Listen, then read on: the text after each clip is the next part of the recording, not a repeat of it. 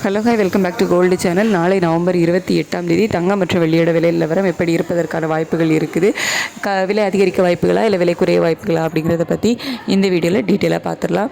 அதுக்கு முன்னாடி இன்றைக்கி தங்கம் விலை குறைஞ்சிருந்துச்சு. 22 கட்ட ஆபரண தங்கம் ஒரு கிராமுக்கு 30 ரூபாய் குறைந்து 11,770 ரூபாய்க்கு ஒரு கிராம் ஆபரண தங்கமும் ஒரு சவரன் 94,160 ரூபாய்க்கு விற்பனை ஆகிட்டு வருது.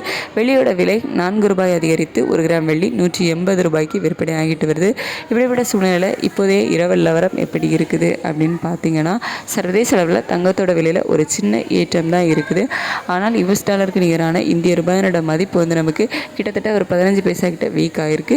89.38 பைசா அந்த ரேஞ்சில் இருக்குது. ஸோ இதெல்லாம் வச்சு பார்க்கும்போது நாளைக்கு தங்கம் விலை அதிகரிப்பதற்கான வாய்ப்புகள் தான் இருக்குது.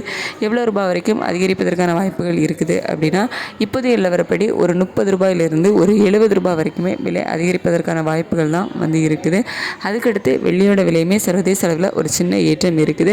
ஸோ அதுக்கு சப்போர்ட்டாக நமக்கு இந்திய ரூபாயோட மதிப்பு இல்லாமல் வீக் ஆகிருக்குது, ஒரு 15 பைசா கிட்ட வீக் ஆகிருக்கு. அப்படிங்கிறதுனால வெள்ளியோட விலையுமே அதிகரிப்பதற்கான வாய்ப்புகள் தான் இருக்குது. ஸோ ஒரு கிராமுக்கு ஒரு ரூபாயிலிருந்து 3 ரூபாய் வரைக்குமே அதிகரிப்பதற்கான வாய்ப்புகள் தான் வெளியிலையுமே இருக்குது.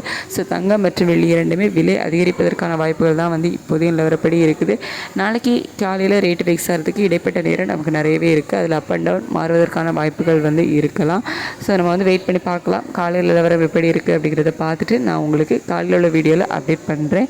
இப்போதைய நிலவரப்படி நாளை தங்கம் மற்றும் வெள்ளி இரண்டுமே விலை அதிகரிப்பதற்கான வாய்ப்புகள் தான் இருக்குது. Thank you so much.